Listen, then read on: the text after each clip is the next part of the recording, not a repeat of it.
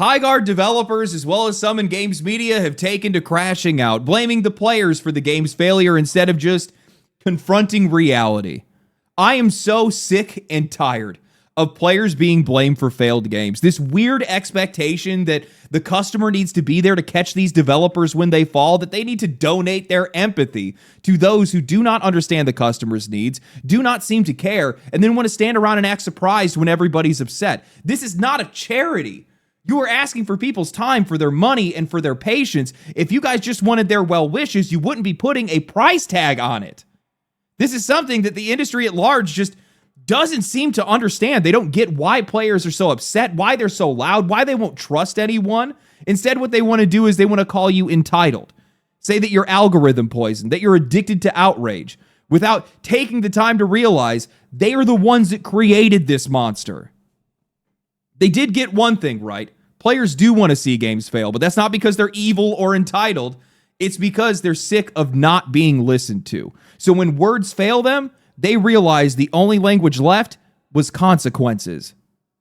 The video game industry suffers from a severe lack of accountability and self-awareness to the point that now it's honestly just getting hard to comprehend. The same lessons get taught over and over, and nothing ever gets learned because the people that are making those mistakes refuse to believe that it is them. And we see this every single time a game fails. There's always an excuse that's deflecting around the obvious. The market's tough. We didn't time our release right. The genre's oversaturated. And now their new favorite, it's the players, it's content creators, it's the culture. Apparently, we manifested their failure into existence and unfairly got what we asked for.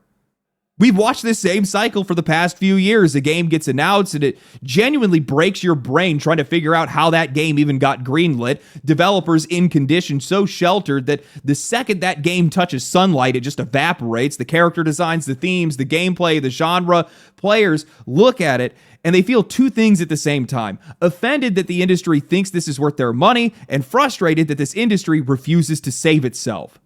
So then what happens? Well, the trailer gets downvoted into oblivion. Social media lights up. People say very clearly and directly, this is not what we want. The industry ignores it, calls it noise, pretends that it's the fringe. And then, while the game launches, nobody shows up. And somehow, yet again, well, it can't possibly be them. No. It has to be the players.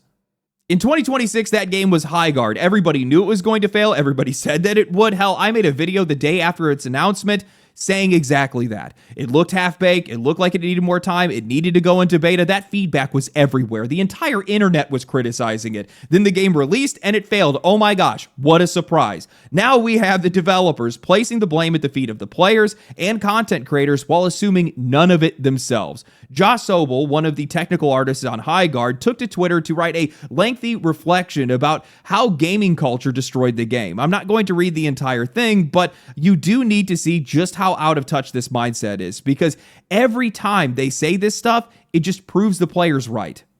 Josh opens with, the day leading up to the Game Awards 2025 was amongst the most exciting of my life. After 2.5 years of passionately working on Highguard, we were ready to reveal it to the world. The future seemed bright. Everyone I knew who had a connection to the team or the project had shared the same sentiments. It's lightning in a bottle. I trust this team wholeheartedly. If there's one project nobody in the industry is worried will fail, it's yours. This has mainstream hit written all over it. There's no way this will flop. I could play this all day.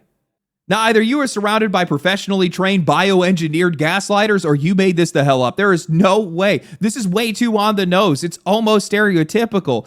Who would actually go out and say there's no way this game will flop? If there's one project nobody in the industry is worried will fail, it's yours. Jeff, you did this, didn't you? You said this to them. Your game was sheltered. I assumed as much, and I said as much in my review after the game had launched. Hell, I even think I said it in my intro. The more that I played it, the more I watched on as people with zero stake in the outcome cheered it on that probably weren't even playing it themselves. The more obvious it became to me and also to everybody else that this game was a casualty of toxic positivity, no different than Concord, because otherwise it would have never made it to market. Mining rocks in a first-person shooter, massive maps with 3v3 and 5v5, even when you bumped it up later, a shooter where players barely engage unless they're standing on an objective, a game that makes you feel like you're only fighting other players, maybe 25% of the time? No progression, no leaderboards, no scoreboard, a hero shooter where the heroes make isekai protagonists look original, and nobody noticed that. You're trying to tell me nobody said anything. Nobody at a single point said, hey, you know what? Something might be wrong here. This is the stuff that drives players up the wall because it is so self-inflicted. These are not subtle problems. A Candy Crush gamer could call this stuff out. So either you didn't listen, didn't want to hear it, or no one around you was willing to say it. You were surrounded by people that were being supportive for the sake of being supportive, people that cared more about your feelings than they did about your results. And at the end of the day, the product that you made is what happens when you get a shooter that is built inside of a padded room, insular, coddled, and completely disconnected from what players have been asking for and what they have made blatantly obvious over years of public failures. And it's no wonder that you were surprised when your game finally touched reality. Josh continues with his experience saying, but then the trailer came out and it was all downhill from there. Content creators love to point out the bias in folks who give positive previews after being flown out for an event, but ignore the fact that when their negative leaning content gets 10 times the engagement of the positive, they've got just as much incentive to lean into a disingenuous direction, whether consciously or not. Now, to save for time, I'm going to summarize a bit. He goes on to say that he got personally targeted too. He went private on Twitter to protect his sanity, and content creators saw that and turned it into a storyline, calling him a coward and sending angry waves of people into his replies. He said people laughed at him for being proud of the game, told him to go fill out a McDonald's application, and even mocked him for listing autism in his bio. I still don't understand why people do that. And I'm just going to stop it right there. Now, this guy is referencing me directly, so I have to respond to this. I am the one that pointed out how preview events are terrible for feedback, that they almost lead to nothing but glowing coverage. I've been to plenty of them. I know how it works. It's not even the point of it being a paid trip part. I think that's the laziest part of this conversation. I'm talking about the event itself, the drinks, the food, the social energy, seeing people that you know, seeing people that you don't. You're not locked into judging these games like a customer would. You're basically at a party and the game is just background music. And even if you do have criticism, there is real social pressure there. You are now face to face with these developers. You are surrounded. You are not trying to be the guy who is killing the vibe. That is poison to honesty. That's not bribery. It's just human behavior.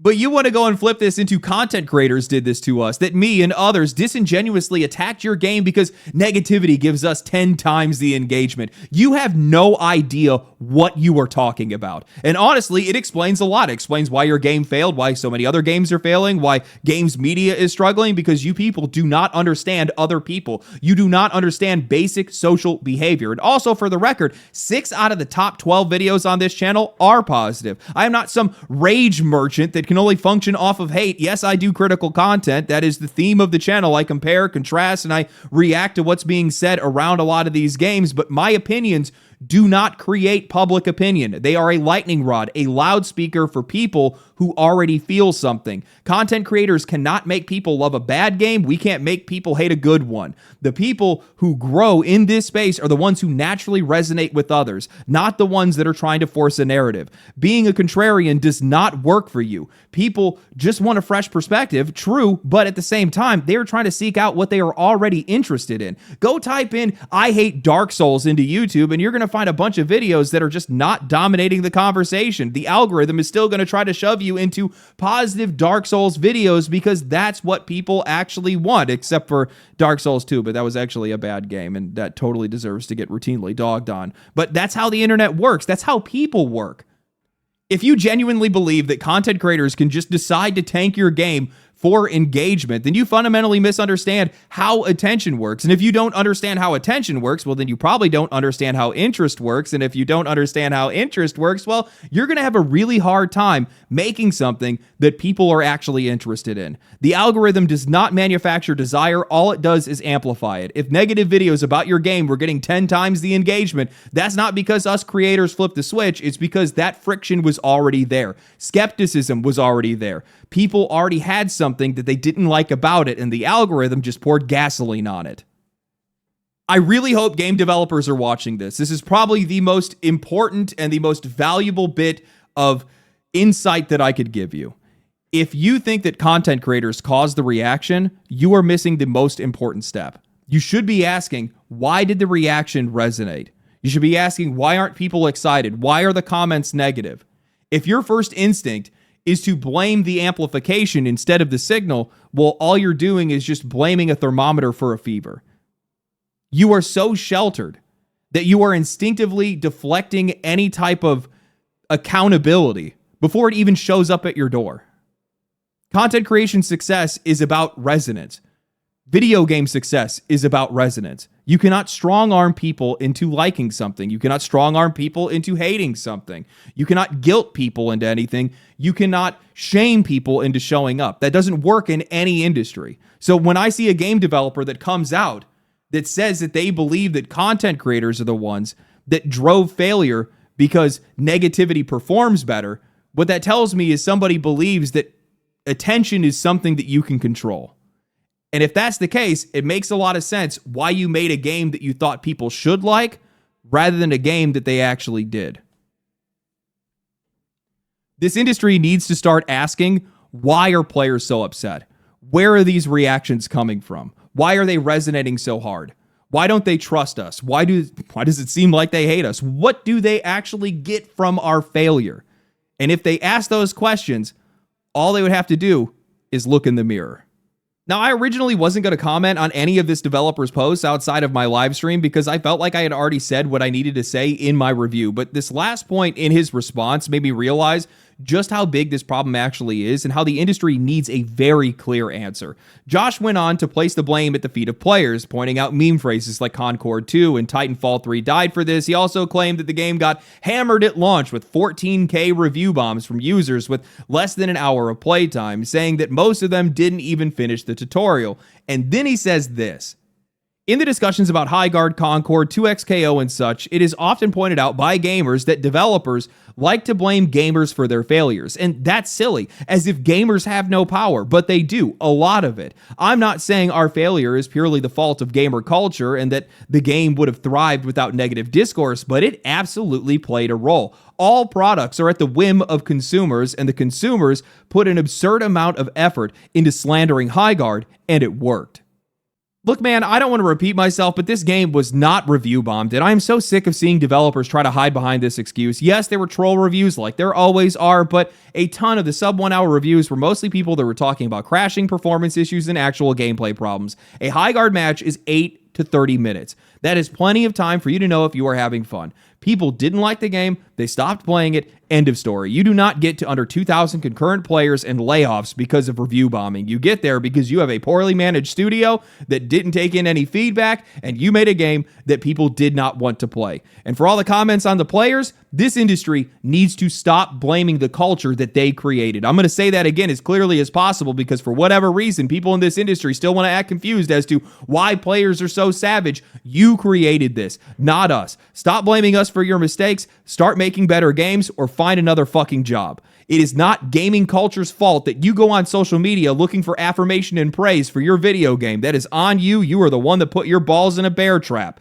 There's part of me, and I will say this, when I hear these discussions and I hear these devs talking about all the hate that they receive, how there has to be a better way to communicate, I think to myself, you know what? Maybe I'm being too harsh. Maybe I'm taking this a little bit too personally. And then I snap out of it because I don't support these guys getting attacked. I don't attack them. I don't send people their way. This is all tone policing coming from people that are asking for my money. It is a way to strawman this entire conversation by pointing out freaks online who send threats so that you don't have to deal with normal customers saying this sucks. And if you ignore normal feedback long enough, you teach people the only language that you respond to is consequences. You want to know why players are so mad? You want to know why they don't trust you? You want to know where this culture is coming from? We went from buying and owning our own games to an industry that is actively litigating and lobbying against our right to ownership, pressuring us into subscription services so they can drip feed us access and eventually feed us ads inside of games that we already paid for. We watched an industry with no microtransactions turn into an industry that begs for more money at every opportunity. Microtransactions turning into macrotransactions,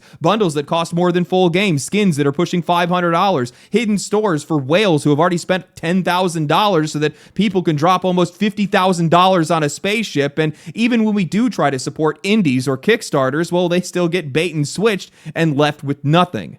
We stand by and suffer while the industry parades around purposefully misinterpreted data claiming that women make up 50% of gamers and then use that as a cover to drain personality, flavor, and challenge out of our games that we've supported for years, studios that we have supported for years, all in the name of wider appeal, to the point that you now have the producer of World of Warcraft saying that, well, they wish they hadn't called it Warcraft because it sounds too intimidating. That's where we're at right now. The end result of this has been an industry that is so greedy and so blind and so tone deaf to their audience that they can't even see the cliff that they are driving off of, even with every single sign screaming at them to turn around. Everything is TAM, total addressable market. This fantasy that there are millions upon millions of gamers that are out there that they just haven't captured yet. We just gotta find them. Meanwhile, the people that are actually keeping these guys in business are getting treated like obstacles. So they keep slopping out remasters and remakes to farm our nostalgia. They poison our experiences with more monetization to satisfy their investors. And even while they're making more money than they ever have, they still have the gall to tell us that we need to pay even more. And it hasn't stopped. The industry is fully committed to this idea of trying to take as much as it possibly can from its audience, squeezing, extracting, pushing, to the point that it's now costing them their quality and it's costing us our enjoyment. Ask the developers of Highguard, who were apparently only given a couple of weeks to design their characters because apparently they had concept artists moonlighting as people that were managing their microtransactions. We see you. We know what you are. You're not fooling anybody. Don't try to give us any of this "we tried to do it the indie way" shit.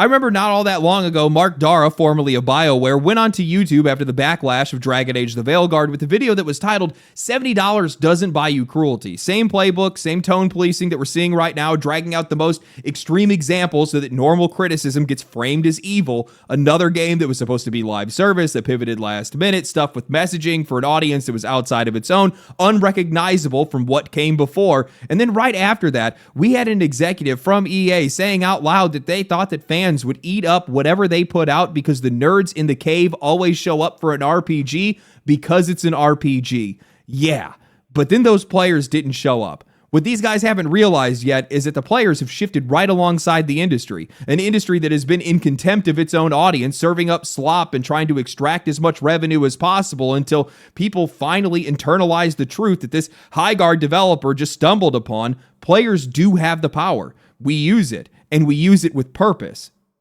This industry has taught their audience that the only language that they understand, the only language that matters is money. Not essays, not forums, not surveys, money. So they go out and they downvote these trailers into oblivion. They roast these games on social media. They watch videos and support creators that are already talking about what they're thinking. And they then go and do the one thing that they know that always lands. They don't buy it. They don't play it. And I hope you know that when these players start rooting for failures, it's not because they hate games. It's because they see where this industry is going. And they would rather watch this entire thing collapse and burn and rebuild it all over again than being dragged down this same road even further. How can anybody be surprised with how players act today? Yeah, they're more hostile than ever, but the industry itself is more hostile than ever.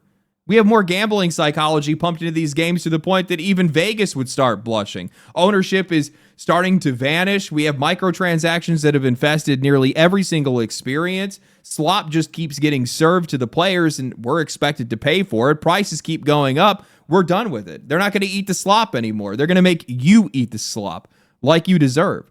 I think what a lot of people fail to realize is they really love their video games. They are very passionate about this hobby. This is the way that they escape. This is the way that they get away from a lot of the problems that plague them in life that now are starting to plague them in games, and that's just not going to work. This is how people make a lot of friends, meet up and hang out with a lot of other friends. I mean, a couple of guys that I know still to this day are people that I played Modern Warfare 1 with way back in the day. And you have a lot of people right now that are just not happy with the direction that the games industry is going in, and they're showing how unhappy they are right now. Now, I'm going to say, I make these videos purely out of selfishness. It's because I want games to get better for me, because I want to play better games. I want more games that are made for me, and I am so lucky, insanely lucky, that I get the amount of support that I get from my audience and from a bunch of other people on YouTube that, you know, there's a lot of people that resonate with the messages that I have, with the discussions that I have, with the opinions that I have, which goes to show that there's a lot of people that are out there that feel the exact same way that I do. And that does not mean anything good for the games industry. I'm going to tell you that right now, because I am not a very happy customer. You have to confront that. You have to figure out a way to be able to harness that. I know that that's possible. You can use that to make better games. Tools have never been more available. Knowledge has never been more available.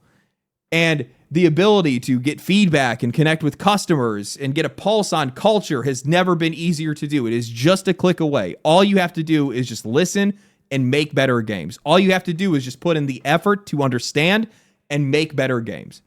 If we can get away from this self-absorbed games if we can get away from this self-absorbed games industry that we have been infested by for so long, where people want to have their cake and eat it too, where they think that they can just do whatever they want and that players are going to show up and pay for it. I'm sorry, that's just not how this works. I mean, look at the tens of thousands of indie games that don't get purchased every single year. Most of these guys don't even make the $100 licensing fee to get put onto Steam. You have to understand that people are not going to show up for everything. Anyway, hope you guys enjoyed the video. Hopefully people understand why people hate video games or why people are so mad at the games industry right now. I really do hope this message gets through. If you guys enjoyed this video, like the video, subscribe to the channel, share it with your friends, share it on social media. Definitely share it on social media. Share it on all the medias. Make them know. Let them know. Subscribe to the channel, like the video, comment down below. And I will catch you guys in the next one. Follow me on Twitch, follow me on Twitter. Stay cool, stay righteous, stay safe. Peace. Family, family, family, family.